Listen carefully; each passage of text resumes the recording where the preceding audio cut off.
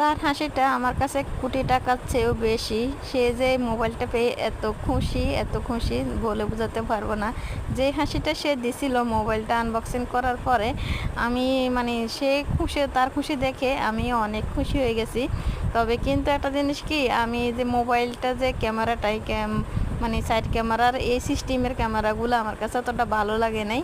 তারপরও মানে সে যেহেতু খুশি আমিও খুশি। তো যাই হোক, আপনাদের ভাইয়া এত খুশি হবে আমি কল্পনাও করি নাই। আসলে একটা ছেলে মানুষরা কি, তারা কিন্তু সোনা গহনাতে কিন্তু এতটা খুশি হয় না। তারা কিন্তু এই অল্প কিছুতেই অনেক খুশি হয়ে যায়। যেমন ছেলেরা কিন্তু মোবাইল পেলে আর কিছুই লাগে না। যাই হোক, মোবাইলটা কিন্তু বেশিরভাগ কিনছিল আমার জন্যই। তো সে যতদিন ওইখানে থাকে ততদিন ব্যবহার করবে, তারপরে যাওয়ার সময় আমাকে দিয়ে যাবে। আমি যদি বলি এখন আমাকে ফাটাই দিবে, কিন্তু আমি বলছিলাম তাকে ব্যবহার করার জন্য, সে ব্যবহার করুক। যেহেতু আমি ভিডিও করি তার জন্য মোবাইলটা